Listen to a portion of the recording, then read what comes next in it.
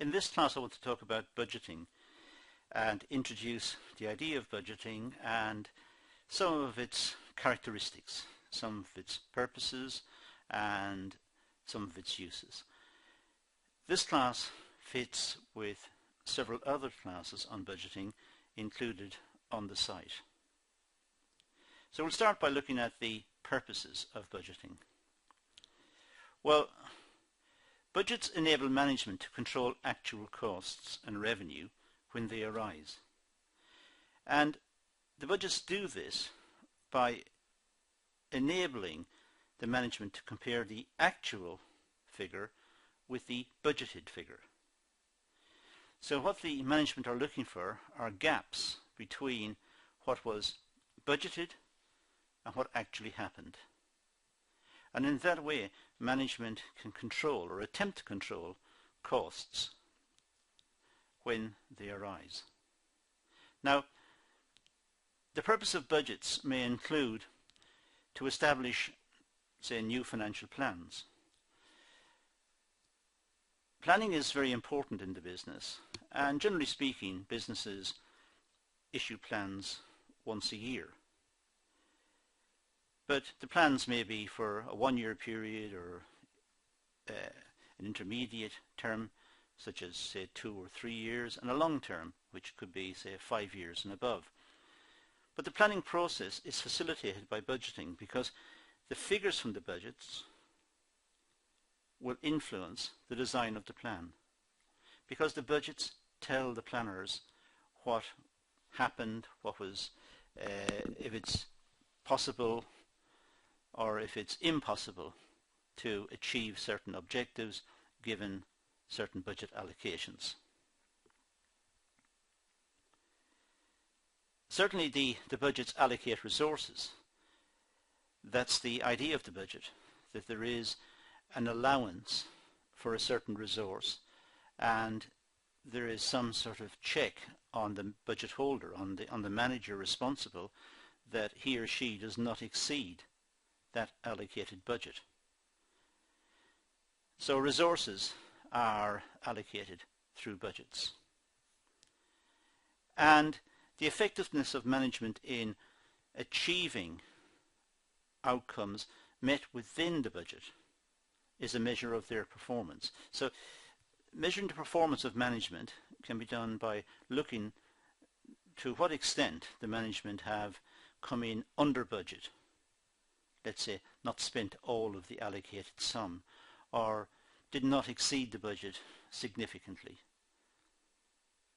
But certainly the effectiveness of management can be gauged through their management of the budget. And of course, the plans of the business are quantified. Budgets are in quantitative terms. They're in money terms. So that if the plan states the objectives, then in order to make the plan operational, it must be converted into budgets, and the budgets are quantifiable. So we have, in a sense, quantifiable plans. And the budgets, of course, communicate the future financial position.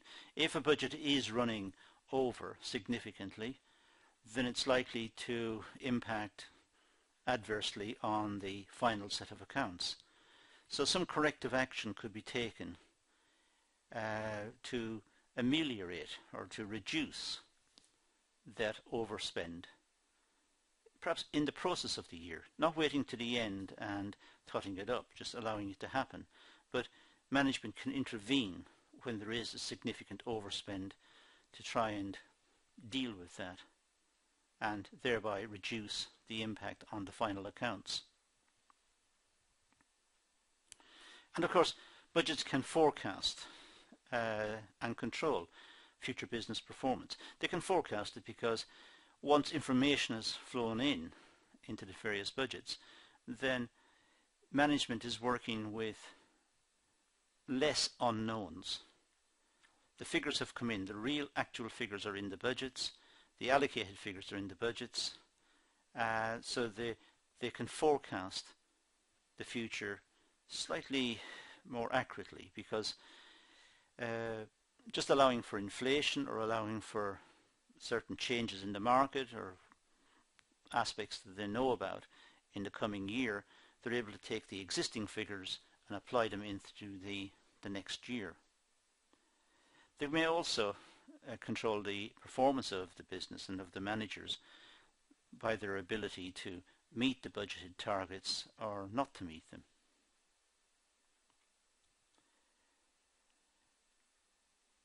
Now, the businesses coordinate their activities through formalized plans and budgets. Budgeting has two main roles.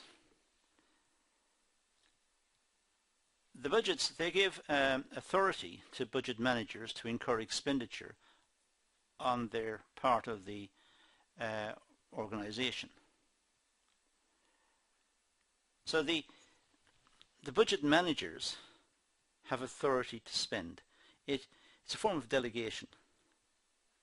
It's a management style which sees the top management, the middle management, and the lower management as all having areas of responsibility. And the more responsibility, I guess, the bigger the budget.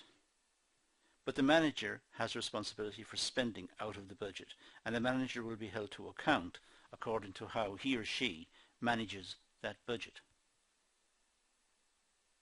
But budgets also provide targets for revenue generating parts of the organization.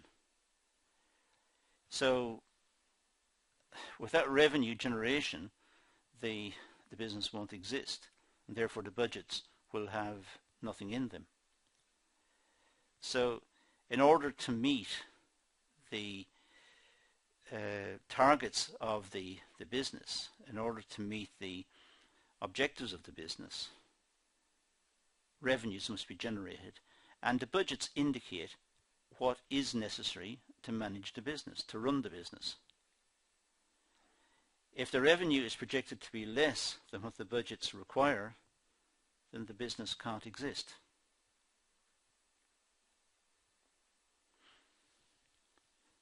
The budgets act as comparators for current performance by providing a yardstick against which current activities can be monitored.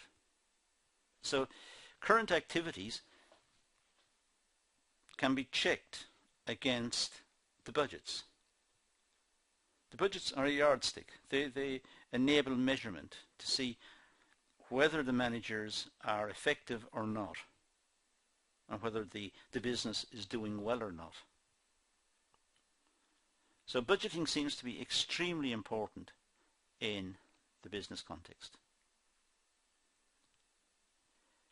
Budgets are normally seen in 3 time periods. These are fairly standard time periods which we meet in all sorts of areas in business studies. But in the short term, say 1 year or less, they look at the short-term control of the organization's operating area, performance. So short-term budgets will be looking at current expenditures, looking at what's happening right now, and looking at the budget that's allocated for the functioning business right now. So it will include budgets for labour, raw materials, production, equipment, transport, administration, marketing, and so on. And these budgets are what enable the business to function at this moment in time, in the short term. In the medium term, which is a bit longer, perhaps over a year, perhaps going up to 5 years, it depends on how it's defined.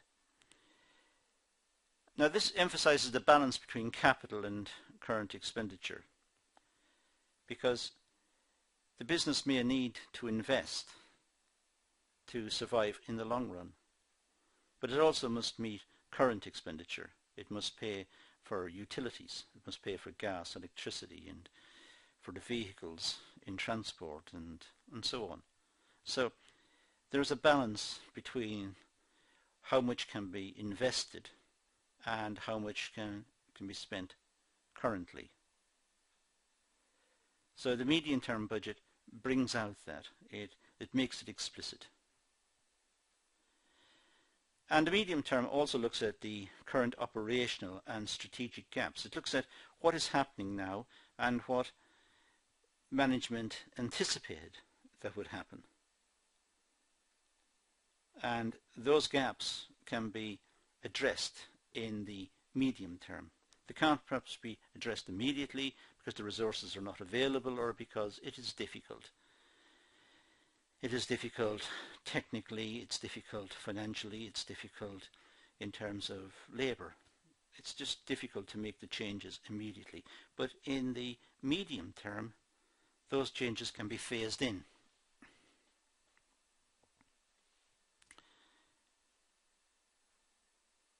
In the long term, well, that's probably above 5 years, thereabouts. This aims at developing viable long-term strategies which will ensure long-term survival and growth. So long-term is the planning horizon, and budgets can be put into place to anticipate what areas the management wish to develop in the future, what areas they wish to run down, what are the budgets that are likely to be in place given current expenditures and given what they know about the market.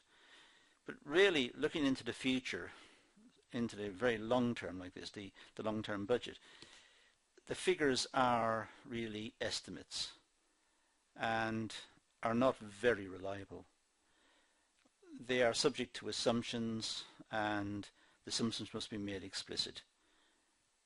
But you can imagine budgets taking place at 3 levels. The immediate, the short term. In the medium term, well, that's when you can phase in changes over a short period, but the changes can be phased in, some corrections can be made. And in the long term, that is the planning horizon.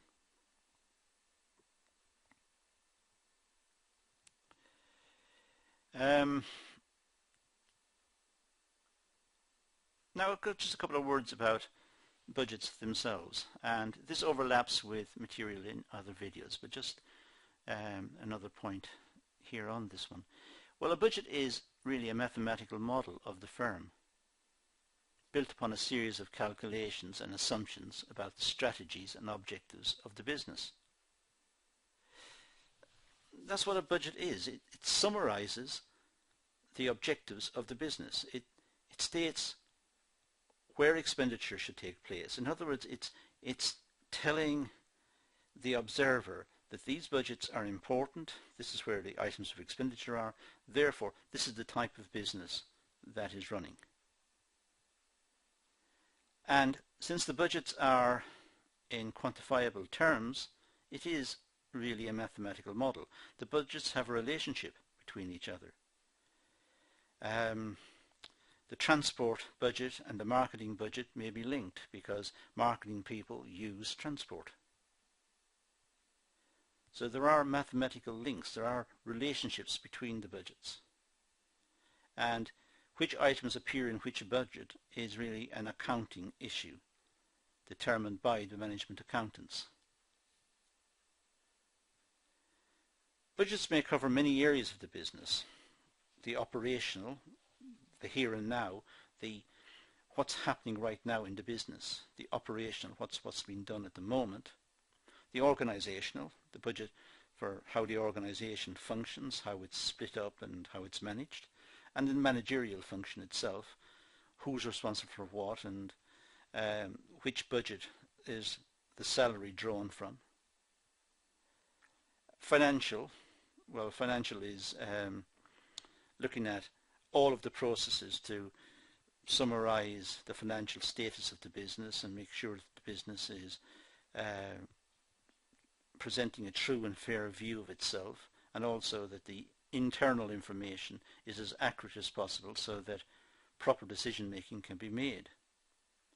And the physical, the layout of the plant, the capital, the design, the warehousing, and so on. So there are different ways in which budgets can be applied within the business. And each of the budgets is really a mathematical model. It's a quantitative model.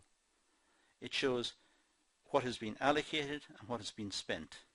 It's a very simple mathematical model. Having said that, it shows what's been allocated and what has been spent.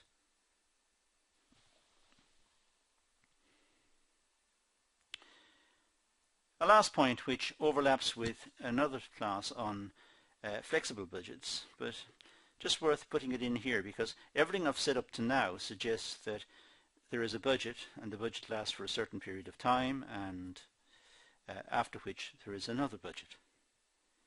Well, it's possible to have incremental budgets for a specific period, and these are determined with reference to what was spent or achieved during the last period, perhaps an allowance for anticipated changes. So incremental budgeting could take an existing budget and apply it in the next time period and just change some of the figures in line with, let's say, inflation. And that's incremental. But it's also possible that there could be flexible budgeting, as mentioned in a separate video. And flexible budgeting means that the budget itself has to be flexible to allow for changing costs and changing volumes of output. So there are different approaches to budgeting that are important to note. Now, in this class I've included some issues about budgeting. I've looked at towards the end the idea of it being some sort of quantitative model of the business and indicated the types of budgets that could exist. And then I went on to talk about the possibility of incremental budgeting, which means you take the budget and you change it in line with what you know to be the figures from the external environment, for example inflation or underlying cost changes. Now, this class fits with several other classes on the site and should be viewed with those, in conjunction with those. Stop the video from time to time, make your own notes, and pad out your notes by research and reading the PDFs. And look at the other videos as well and do the same thing. In the meantime, let's leave it at that. There are some sources that you may come across in your wider reading. But for the moment, we'll conclude this video and thank you for watching.